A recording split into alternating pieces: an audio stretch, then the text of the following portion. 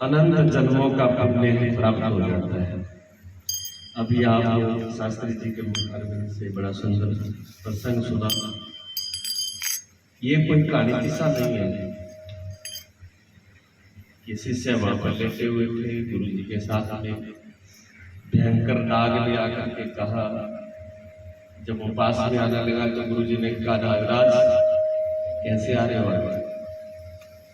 नाग देवता ने कहा कि आज मेरा बदला लेने का समय आ गया है।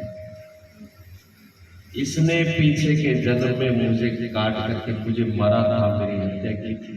आज वो घड़िया समय आया है, आज मैं इसको काटूंगा, मेरा बदला पूरा करूंगा। मेरी विधि के विधान से ये समय है और मुझे इसको काटना है, मुझे इसका मांस खाना है।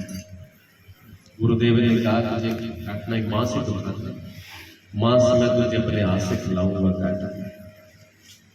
शिष्य का मांस गुरु ने अपने हाथ से काट के खिलाया। शिष्य जान चुका था, देख चुका था कि गुरु जी छाती के पास छुरा लेके बैठे। कोई शिष्य बड़ा दमदार ना हो, अपने जैसे होते तो छाती काटने की जरूरत ही नहीं, हाथ में डंडा होता है, एक होते गेट से बाहर पता ही नहीं चलता कहां मिलते। वो तो बड़ा दमदार शिष्य है जिसने देख लिया भी गुरु जी गला काट रहे, कोई बात नहीं, काट भी दिया तब फिर धीरे धीरे मृत्यु से छुड़ा दिया, बंधन से छुड़ा दिया, शर्त का भोग भी पूरा कर दिया, प्रारब्ध भी पूरी कर दी, जो कर्म का फल था वो भी दे दिया और अपने शिष्य की रक्षा भी गुरु ने कर ली।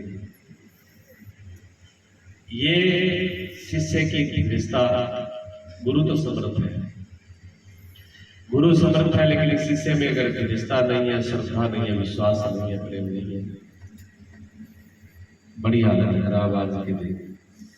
आज की स्थिति में सबसे बड़ी हालत यही खराब है। आप सिर्फ भगवान और गुरु पर विश्वास नहीं कर सकते, बाकी सब तो कर सकते हो।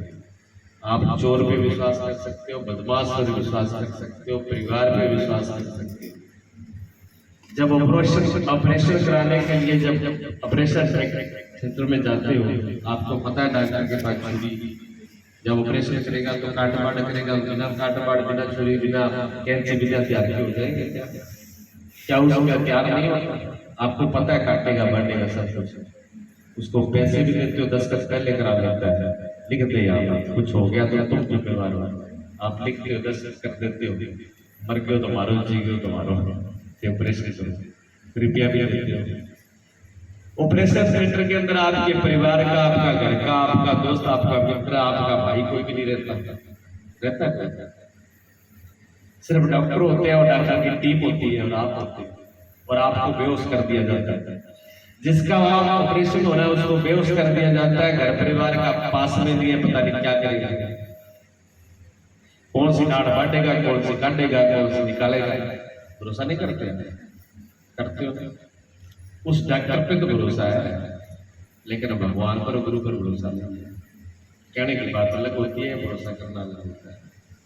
ठीक है, भरोसा तो करते हो आप, ये देवियां बैठी है, पिपल पर भरोसा कर ले, जाटिया पर कर ले, आखा पर कर ले, कुतिया पर कर ले, सारा पर पहुंचे इतना दिया बढ़ जाएगा, ये हो इतनी संपत्ति गिरे आवाज जिनको ले गया ले लगा रहे दिया पिपल में एक लोटो शिव जी चढ़ा दियो, एक चढ़ा दियो बेलपत्र में, बारो इतना बढ़िया बेलपत्र आश्रम में आप चढ़ा के पानी बाढ़ दियो। बड़ी मुश्किल से तैयार करा था, कम से कम 10 क्विंटल बेलपत्र लगते, 10-5 गांव के लोग खा जाते, जूस पीते। इन्होंने पानी चढ़ा के कच्चा दूध मिला के जड़े ला दिया। मैंने 4 बार डॉक्टर बुलाया, मैंने कहा पता नहीं कौन सी बीमारी लगी, कीड़ा लग गया। डॉक्टर ने बेचारे ऊपर से लेकर नीचे तक दवाई 10-10 लीटर दवाई लेके आए, ऊपर से लेकर नीचे तक पूरा उसको घुमा दे, जल में दवाई डालते। 4 बार डॉक्टर बुलाए, दवाई और से दोबारा सीखों से, पर वो कामयाब नहीं हुआ। बढ़ गया तो उसको जब उखाड़ा तो मालूम पड़ा कि इसकी जड़ें गल गई और कोई रोग नहीं था। तो दूध और पानी मिला के डाला उससे, तो बिना सोचे समझे काम जो है कर देते हैं शुरू। उन पे विश्वास है, उन चीजों पे विश्वास है। कोई व्यक्ति राह चलते आपको लोभ लालच की बात बता दे वो उसमें आपको विश्वास है, लेकिन आपके जीवन की, आपके कल्याण की, आपको सत्य का रास्ता बताए वो आपका दुश्मन है। जो सच बोला नहीं वो थारा दुश्मन है। जो ठगी करे, मीठा मीठा बोले, चोरी बोले, चिकनी चोपड़ी बात करते हैं वो बढ़िया लगे। तो जगह रास्ते पे जाओ नहीं, ये रास्ते थाना और लेके जाओ, बहुत बढ़िया। छोटा बच्चा हो ना, छोटा बच्चा खेलना चाहता है, स्कूल नहीं जाना चाहता, और उसका मित्र छोटा बच्चा ही आ जाए और वो उसके साथ खेल ले, वो बड़ा प्यारा लगता है। दो चार बच्चे और आ जाए और उसके साथ दादो भी संग मिल जाए, दादो का हाँ बेटा चलो मत बने पेट बदल के जाओ खेटे करो आप खेटा, दादो भी वो पक्को बेटी होगा। और जे दादा कहती है कि बेटा सिद्ध हो जाएंगे स्कूल चार छोड़ गया उस स्कूल में, वो दादा ने गाड़ा गाड़ कर जाओ, वो डेढ़ी को मर्जी से छूट जैसे मन में ये दादा ऊपर आ गया तो क्या मन में तो सोचे वो बूढ़ी पार हो जाए तो कहना मेरा खेड़ा छूट जाए स्कूल तक नहीं जाना पड़ा, उन्हें लेके जाओ लेके आवे घर का तो टाइम पूरी केठा मेरा खेड़ा छूट जाए। दूसरा एक क्या मैं खुद सोचता और मैं जब मैं ज्यादा पढ़ा तो ज्यादा सकता हूं तो नहीं कहता एक दिन टाई को टूटा है वो चेन मोटरसाइकिल में एक टाउन टूट जाए, 4-5 दिन छुट्टी मिला है वो छूट जाए, बड़ा खेलता मास्टर की टांगी को टूटती, टांगी को टूटती, मास्टर गलत हुई कुछ, मास्टर गलत नहीं थी, गलत होते तो टूटती। मास्टर अपने जगह पर सही है, वो पढ़ा रहे हैं सच्चाई है, जो मास्टर पढ़ाता नहीं आराम से खेल के लिए वो बढ़िया लगता है। हमारे मन के अनुकूल है, जो चीज हमारे मन के अनुकूल है मन जाता है गड्ढे में नीचे गिराता है, तो हम लोग गड्ढे में गिरने के लिए तैयार है, उल्टा चलने के लिए तैयार है, गलत रास्ते से चलने के लिए तैयार है, लेकिन सत्य के रास्ते पर चलने के लिए बड़ी तकलीफ है। और सत्य की बात बताए तो बुरी लगती है, अच्छी नहीं लगती, चाहे माँ बाप बताए चाहे फिर गुरु बताए वो बुरी लगती है, लेकिन उसके पहले काम चलेगा नहीं। अगर निखार करना हो मूर्ति का तो पत्थर को सभी और थोड़े से गड़ाना पड़ता है और मशीन घिसना भी पड़ता है। घरे का कुतरा वाली मशीन है जो तो जब घिस जाते हैं पुत्र काटते नहीं तो आ रही, लेकिन घिसो जाकर रगड़ो, नब्बी का मुंह ना रगड़ो, दांता का मुंह नहीं रगड़ो, जाके घिस गया नहीं मोटा हो गया तीखा करके जाके रगड़ो भी जाके, वो भी नहीं कह सके अभी मैं एक तो भाई पुत्र काट के तो मेरा ही मुंह रगड़ो, तकलीफ तो उसको भी हो सकती, तकलीफ होती है। ऐसे गुरु और शिष्य की कहानी है, सभी की एक ही कहानी है। गुरु ने अपने शिष्य को हर वक्त, गुरु वही है जो शिष्य को हर वक्त कस के रखे, हर श्वास में हर पग में गुरु की नजर और हर पग पर उस जो उलझन रहे और उलझन में से निकाला वो गुरु है। गुरु को ये नहीं है कि सोफा सेट पे सो जा बेटा इसी लगा ले मौज मार, गुरु ये नहीं है। गुरु तो कहेगा सब बंद होगी और तपस्या में के लिए तैयार हो जाए, मौत के लिए तैयार हो तो गुरु और शिष्य की निभेगी, जो शिष्य मौत के लिए तैयार नहीं वो गुरु के साथ निभा नहीं पाएगा। जो मरने के लिए तैयार हो वो गुरु के पास जाए, ना मरने के लिए तैयार हो वो गुरु का नाम है। गुरु के पास एक शिष्य रहता था, आज्ञा का पालन करता था, आज्ञा का पालन तो बहुत करता था, फिर गुरु जी कहते कर ऐसे कर करके ऐसे कर करके ऐसे कर पूरे दिन उसको काम लगाया और काम लगाने में उसके सामने 100 गाड़ियां ऊपर देता है, तो ये बिगाड़ दिया, ये बिगाड़ दिया, इतना काम नहीं किया, इतना किया, इसको ऐसे करना था, ऐसे किया, तंग हो गया, तंग हो गया, हो जाते हैं तंग, होता है। हम गुरु जी के पास में रहते थे, ब्रह्मचारी होते दोनों, गुरु जी क्या करते हैं, प्रोग्राम जब आता, प्रोग्राम होता ना गुरु पूर्णिमा का बड़ा प्रोग्राम नहीं होता, तो गुरु जी अपने बैठ जाते हैं, बोलते चलो संभालो करो, तो अपने आप संभालो, मेरे को ज्यादा मेरे साथ साथ करो, ना मेरे को सुनो, करो अपना काम। अब हम दोनों लगे जाते हैं, चलो गुरु जी ने आगे बोला तो करना ही है और वैसे भी संभालना ही है, और आगे का पालन नहीं करना, दोनों बात। अब पूरी आपकी तरफ से बड़ी ईमानदारी से और बड़े दिमाग से भी कहीं कमी ना हो, गुरु जी की डांट पड़नी पड़ेगी, इससे यह भी कमी आनी नहीं चाहिए। पूरे प्रोग्राम में 24 घंटे का हो, चाहे 48 का हो, चाहे 72 घंटे का हो, हर ड्यूटी पूरी देनी, हर जगह सेवादार खड़ा, कोई सेवा में कहीं कमी ना आए, भोजन में हलवाई में कोई कमी ना आए, बाहर से आने वाले को चाय पानी में किसी में कमी ना आए, किसी की कोई भी निराशित ना हो, किसी प्रकार की कहीं कमी नहीं होनी चाहिए। हर ड्यूटी लगाते हैं।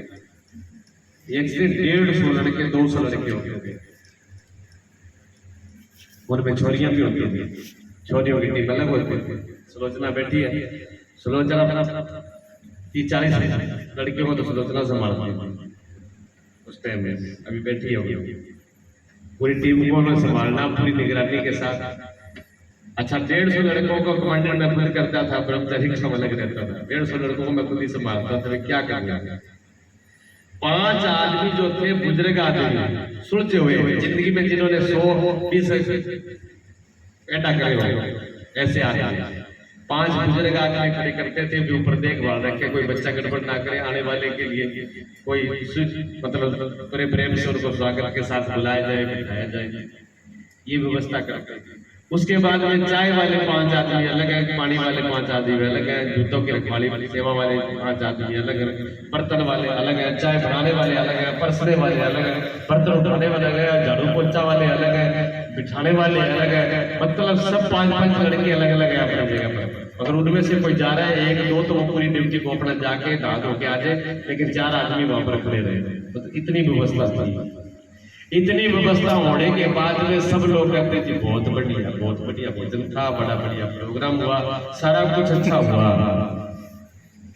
प्रोग्राम होने के बाद गुरु जी फिर पटा चलाते थे जैसे ये गलती, कम से कम 10 गलतियां गिनाते कि ये किया तुमने, कोई ढंग से काम नहीं किया, एक भी काम किसी ने ढंग से नहीं होता।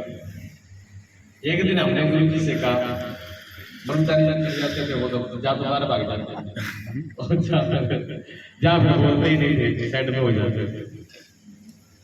अच्छा मैं तो दूसरा से भागता था, मैं पास नहीं रहता था, तो ना मुझे चीज होती थी। बात गुरु जी पूरी कर देते, मैं एक दिन गुरु जी का गुरु जी जब काम बिगड़ रहा होता है, आप तो यही होते थे, जब काम बिगड़ रहा था तब आपने क्यों नहीं बताया, आप तभी बता देते ये काम ऐसे कर लो। तो गुरु जी कहते अगर मैं ऐसे पहले बता दूंगा तो तुम्हें जिंदगी में अकल कभी नहीं आएगी। अकल तुम ऐसे ही सीखोगे, मार खा के अकल सीखोगे। पहले आपकी अकल पे मैं देख तो लूं क्या क्या करना, ऐसे ही धीरे धीरे कमियां निकलेंगी, एक दिन ये कमी आपकी पूरी हो जाएगी, आपको ये झंझट नहीं होगी। तो गुरु के पास ही होती है। शिष्य जो था गुरु के पास में वो परेशान हो गया। परेशान इस बात से हो गया कि बार बार गुरु जी उसे कभी इस काम में लेके जाते हैं, कभी उस काम में लेके जाते हैं। इसका उसे बंद कर दो।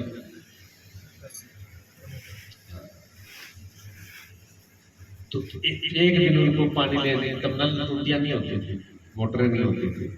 गुरु जी ने कहा बेटा मटके उठाओ मटका और पानी लेके के आओ। गया पानी लेने, पानी दूर नदी पड़ती थी 2 किलोमीटर, आश्रम से 2 किलोमीटर दूर गया और मटकी भर ली, मटकी भी भर ली, बैठ गया, मटकी भर गई। अब वो सोचने लगा ये तो रोज की झंझट है, पहले तो सेवा करो, पूरा काम करो, उसके बाद गुरु जी की गाला सुनो, ये तो अपने बस का काम नहीं है। चलो सेवा भी करते, कम से कम गाला तो ना पड़े, सेवा भी करते और गालियां भी पड़ती ऊपर से। ये मटका मुटका जाए बात में, यहाँ से चुपचाप चलो भाई, आज छोड़ दिया ये योग, ये सत्या जाए कुएं के अंदर। अरे गुरु जी जावे ये बैठा हाथ भी जोड़ ले, गुरु जी ने आपा आज तैयारी कर ली। कहते उस शिष्य ने वही मन में बैठ करके ये विचार किया, नदी के ऊपर मटका उसके हाथ में था और वहां छोड़ देगा उसको भागने का जब विचार किया तो मटके के अंदर से आवाज आई। उस मटके के अंदर से आवाज आई, उसने कहा रे मूर्ख, तू इंसान है, तुझे परमात्मा ने तुझे इंसान का चोला दिया है, मुझे देख, मैं मिट्टी का घड़ा हूं, मैं मिट्टी का घड़ा हूं। जितना संघर्ष, जितनी तपस्या मैंने की है उतनी तो तुमने करी नहीं थी।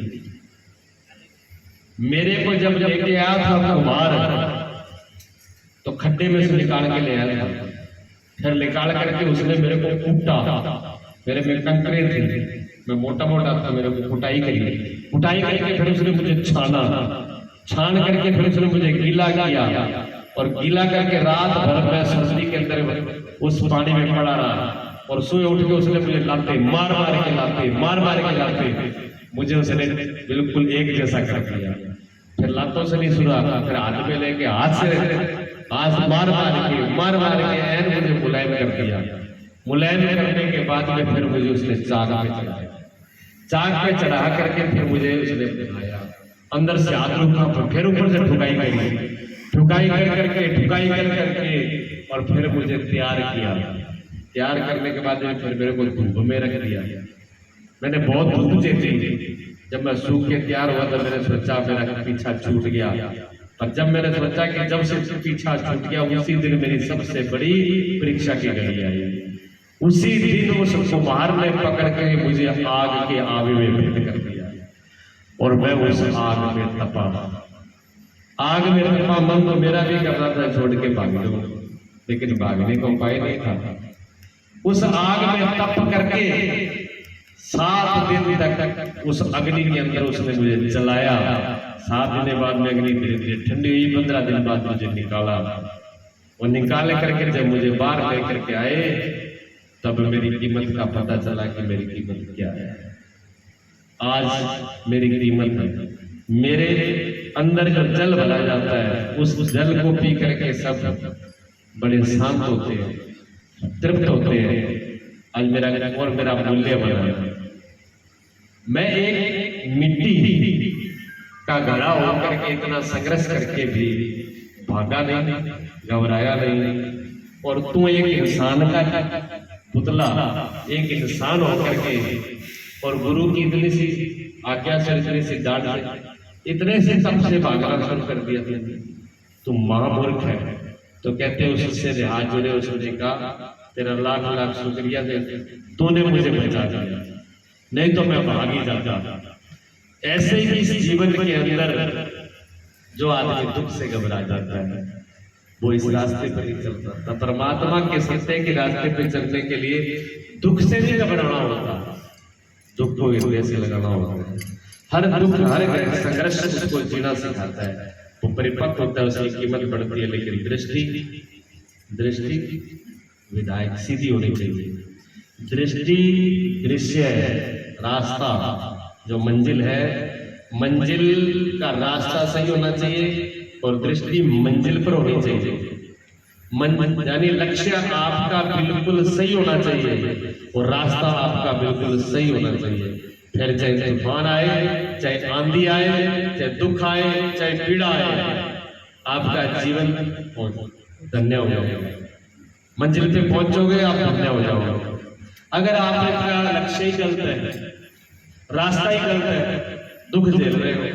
अब एक आदमी है, उसको काम ही उल्टा करना, चोरी करनी है, अब उसने सुन लिया कि गुरुजी क्यों भी मार भी पड़ा है, खल्ला भी पड़ा है, डांट भी पड़ा है और दुख भी झेलना पड़ा है।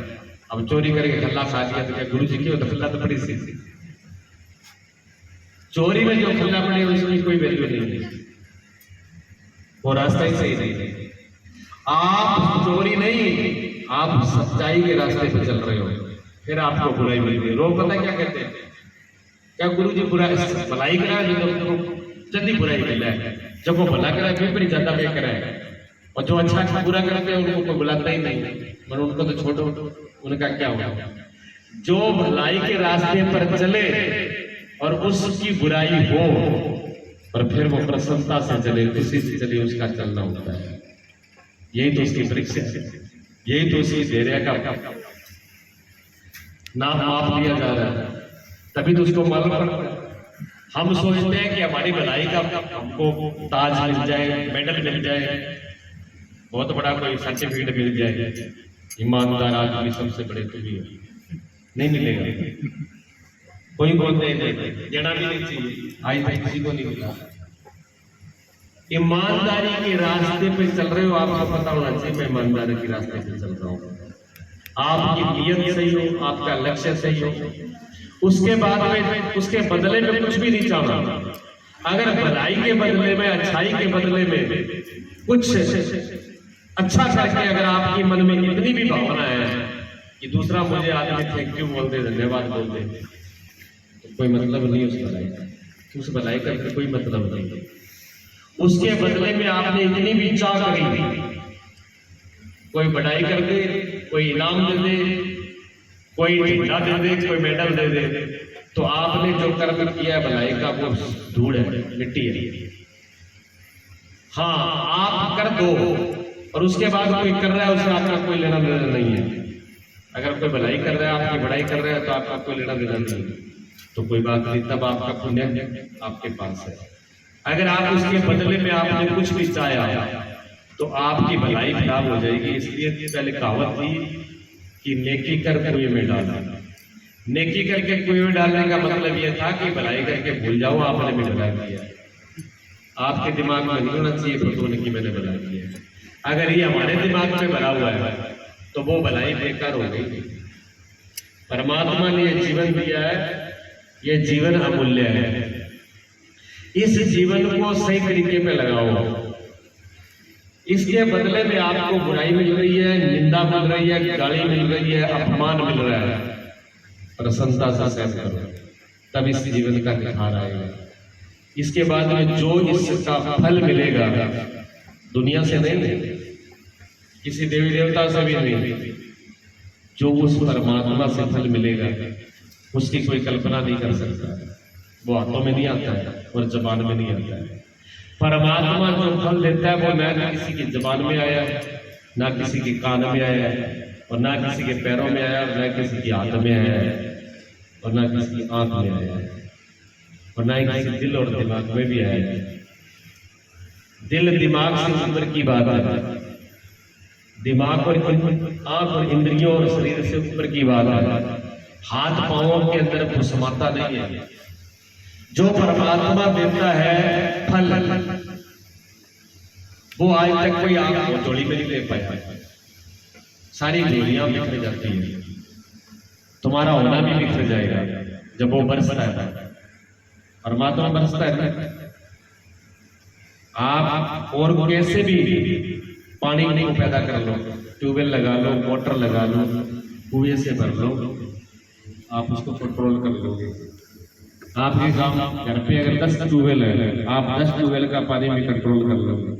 नहर का पानी कितना भी उसको भी आप कंट्रोल कर लोगे। और जिस दिन उसने बरसाया था आपके पास कोई ताकत कर पाया? कोई जगह बड़ा बड़ा अपने अपने खंडी का हवा क्या रोक लिया है? वो वही पंजाब के लीडर कहते थे राजस्थान और हरियाणा वाले को तुपका ही नहीं लेना, वो तुपका तुपका समय को नहीं होगा। ऊपर तुपका ही तो आया, ऊपर कोई नाड़ तो नहीं आई, ठीक है ना ऊपर से बाढ़ आई थी, ऊपर से सिर्फ तुपका ही आया। अरे तुपका उसमें बनी, उसका तुपका भी नहीं संभाला जाएगा आपसे, उसके तुपके में इतनी ताकत है, कल्पना नहीं होती आदमी। जब ये वर्षा हुई थी, लास्ट वाली वर्षा हुई, बरसात वैसे लगातार होती रही, बीच में मौसम खुल गया था 2-4 दिन के लिए, धूप निकल गई थी। राजा जग की बताऊं बात आता, हम भी सो रहे थे, दोपहर का टाइम था, 1:30 बजे का 2 बजे, कोई बादल नहीं था, बिल्कुल धूप थी, कोई बादल था ही नहीं, एकदम धूप थी, सब सूखा हो गया था। लोग भी जिम्मेदार किसान थे, उन्होंने सोचा कि 3-4 दिन हो गया, मौसम खुल गया, 15-20 दिन स्प्रे, 3 दिन स्प्रे कर ले, सारे का सारा स्प्रे ड्रम ले लेंगे खेत में, लगभग जिम्मेदार सब खेत, लकड़ी छाना सब ऐसे पड़े, मसा सूख गया। अच्छा, बादल कोई था नहीं, इतनी के बादल 2-3 दिन बूंदा सी गिरी, किसी ने परवाही नहीं करी। हम भी यही थे, किसी देवी ने कोई लकड़ी नहीं उठाई, कोई छाना नहीं उठाया, कोई जिम्मेदार को स्प्रे करो बड़ा कड़ी ढोल की बात ड्रम बंद नहीं किया। चारों तरफ से धूप थी और इतना का बादल था कि ये क्या है, 2-4 बंदे गिरेगा चले जाएगा। पर 10 मिनट तब हुए जब 10-15 अंगुल वर्षा जब आओगे 10 मिनटों के अंदर कल्पना से बाहर हो गया। इतनी इतनी बड़ी छांटे मैंने पहली बार देखी कि पूरी इतनी बड़ी बूंदे गिर रही है और बात के ऊपर इतनी और धूप है, साथ में धूप भी है, धूप नहीं हटी, धूप बनी रही। 15 अंगुल वर्षा हो गई और 1 घंटे बाद कुछ नहीं, ना कोई बादल है ना हो रहा, कोई फिर धूप है।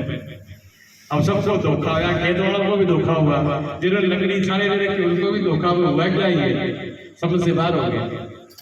परमात्मा माइक तो कोई पूरा कर नहीं पाया थी, तो बूंदी ना, ये बूंदे परमात्मा की बूंद भी हमारे समाने से नहीं समझती। वो क्या करेगा, नेट वाले कुछ बता रहे हैं, वो कुछ बता रहा है, कोई कुछ नहीं बताएगा परमात्मा के बारे में। इतनी कभी कल्पना नहीं की। जिनके घर मकान परिवार खत्म हो गए उनकी दुख पीड़ा वही जानते हैं, क्या नाम सबका होता है। ठीक है, 1-2 रुपए की चीज खराब हो जाती है तो दुख और पीड़ा होती है। जिनके पूरे सामान, जिनके पूरे पशु, जिनके सब घर मकान जमीन पता ही नहीं, सब बर्बाद हो गए। किसी का जीव मानस ने झटका नहीं मिला, दुख तो उनको पता है क्या है। परमात्मा की कोई चीज को झेल नहीं पाओगे। इसलिए सभी महापुरुषों ने एक ही बात कही है कि अपनी बुद्धि को, अपने अहंकार को छोड़ करके सदगुरु की शरण लो, परमात्मा की शरण लो। परमात्मा के अर्पित करके परमात्मा की शरण होकर के कार्य कीजिए, वही करेगा। जिस लायक आपको परमात्मा ने बनाया है, फिर सुन लो दूसरी बात, जिस लायक परमात्मा ने आपको बनाया है उसमें कंजूसी मत करो, उसमें ऐसे करके मत बैठो। अगर परमात्मा ने इस लायक बनाया है कि आप 2 रुपए कहीं लगा सकते हो तो दिल खोल के लगाओ। अगर परमात्मा ने इस लायक आपको बनाया है कि हाथ में कटोरा लेकर के और सुबह तेल का मरक के उड़ जाओगा, 4 आदमी के भाई साहब बाबूजी कल से भूखा हूं, चाय नहीं पी, रोटी नहीं खाई। अगर परमात्मा ने ऐसा बनाया तो ये ईमानदारी इसलिए कर लोगे, भीख मांगो। अगर भगवान ने तुम्हें भिखारी नहीं बनाया तो भी भिखारी बनते क्यों हो? किसने कहा आपको भिखारी बनने का? फिर क्यों रोकते हो बार बार? क्यों हाथ फैला के बैठ जाते हो? छाती पीट पीट के किसके आगे उड़ा रो रहे हो? हमारे पास नहीं है। क्या नहीं दिया आपको परमात्मा ने? आंखें नहीं दी, कान नहीं दिए, हार्ट नहीं दिया, दिमाग नहीं दिया, हाथ पैर नहीं दिए, शरीर नहीं दिया, श्वास नहीं दी, संसार की खाने पीने की वस्तु नहीं दी, धूप छाया पानी क्या नहीं दिया आपको? सब कुछ दिया है। परमात्मा ने सब कुछ देने के लायक आपको इतना लायक बना दिया, दिल दिमाग और शरीर दे करके मानव का, कि तुम दूसरे का परोपकार कर सको, दूसरे की भलाई कर सको। लेकिन फिर भी आशा, परमात्मा ने तो ये बनाया कि आप दूसरे की सेवा कर सको, लेकिन पड़े पड़े यही आशा कर रहे हमारी कोई सेवा कौन करेगा। बूढ़िया बोलियों को ये रहता है माना कोई पुत्र पूछी और पूछी अगर भगवान सही है, अगर बेटा ही सही है तो छाती अभी पिटो, अरे भगवान ने आत्मा दे रखा, भगवान से अगर प्रार्थना ही कर रहे हो ये कर लो कि हमें किसी की सेवा की जरूरत ही ना पड़े। परमात्मा हमें सुरक्षित रखे, हमें करने लायक बनाए रखे, हमें करवानी ना पड़े। हम तो उल्टा आशा करके बैठे हुए, क्यों बैठे हुए? करने लायक बनाए परमात्मा। जब करने लायक बना दिया तो करो, दान करने लायक बनाया दान करो, सेवा करने लायक सेवा करो। चाह करके जाने अनजाने भी किसी का अहित मत करो, बुरा मत करो, ना किसी की बुराई। निंदा बहुत बुरी चीज है, किसी निंदा बोल के मत करो। पहली बात तो दोस्त देखो ही नहीं। अगर जाने धोखे से भी अगर दोस्त दिख गया हो तो आंखें बंद कर लो और भगवान का स्मरण करो कि प्रभु मुझे द्वारा दोष ना दिखे। एक बार राष्ट्रीय संत आपने जो मुरारी बापू के बारे में कथा सुनी है, राम कथा। मुरारी बापू पूरे वर्ल्ड के कथा, राम कथा के मशहूर परंपरा है। एक शिष्य ने उनको आकर के कहा मुरारी बापू जी से कि बापू जी आप तो कथा में मस्त रहते हो और आपके जो शिष्य है पीछे, आपके जो खास सेवादार है ना, वो जो भी माल पानी होते हैं थोड़े बहुत पैसे उसे बढ़ते लेते, खा पी लेते, बोल रहे। तो पता है क्या बोले? कहता मैं मुरारी बापू जी कहने लगे लाइव पर, उन्होंने कहा लाख लाख परमात्मा का धन्यवाद कि मेरे सेवादार खा लेते और मुझे पता नहीं चलता। और मैं भगवान से ये प्रार्थना करता हूँ कि कुछ भी हो जाए, कितना भी खा जाए, ले जाए, सब कुछ लुट जाए, पर मुझे पता नहीं चलता, मुझे किसी कोई मतलब नहीं। ये पता चलना ही खतरनाक है। मैं तो ये चाह रहा हूं कि मुझे पता ही ना चले, मैं बुराई देखना भी नहीं चाहता। और चारों पास कैमरा लगा रखा है, ला रहा है कि जय 800 ठक्के हुए, पहला माना खबर मिलनी चाहिए।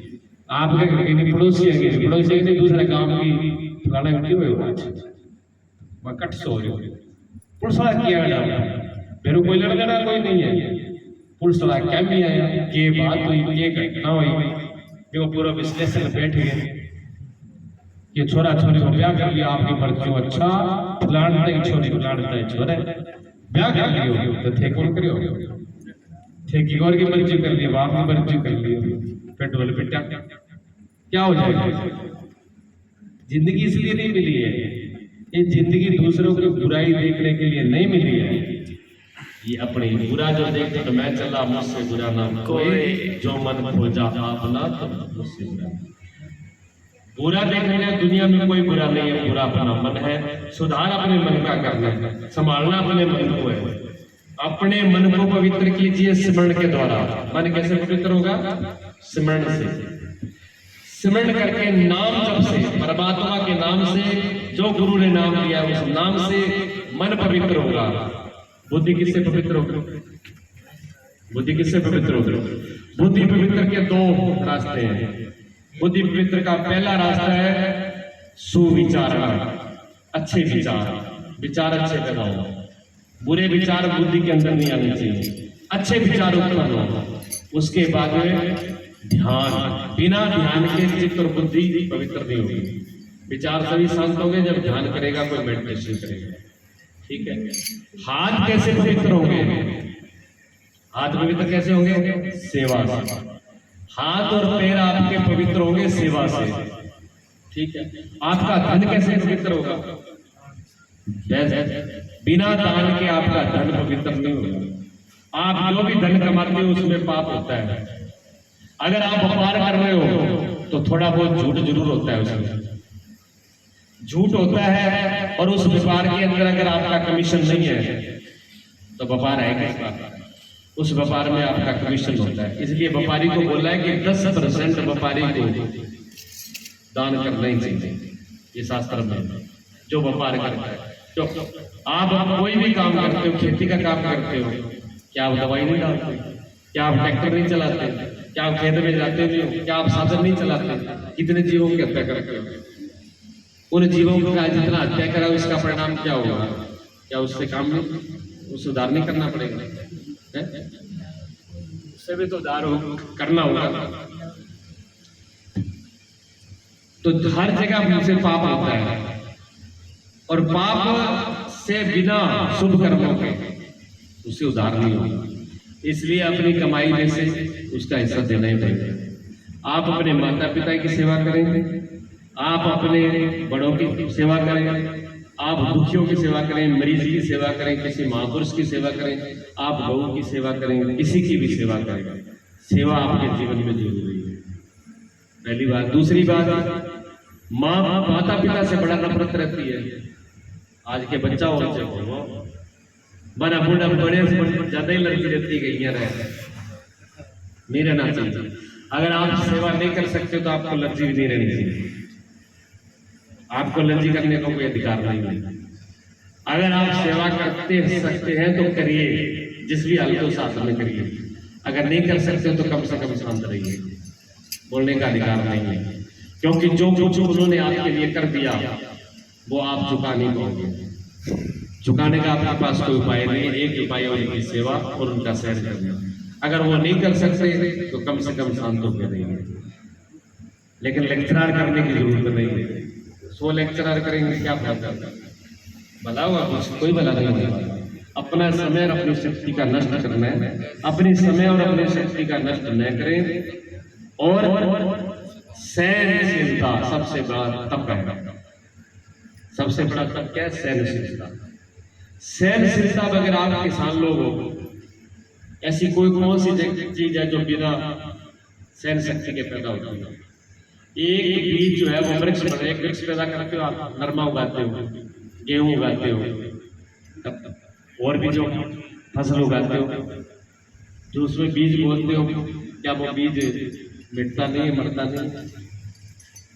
जब खेत में बीज दिया जाता है, छोला हो, कणक हो, जो भी हो, फिर बीज ना जब बीजो जी क्या करो, माटी के माँ दबाओ में, माटी के माँ दबा के कंठ बोसते हो, सांस बंद कर दिया, वो अंधेरा में फिर वो क्या गला है, पहला ऊपर की परत गलजे में, वो गल जाता है, टूट जाता है, गल करके जब टूट जाता है, बिखर जाता है, फिर उसके बाद ही तो है जन्म नया जरूर क्या हुआ। बैठो 20 मिनट 10 मिनट और कर देते।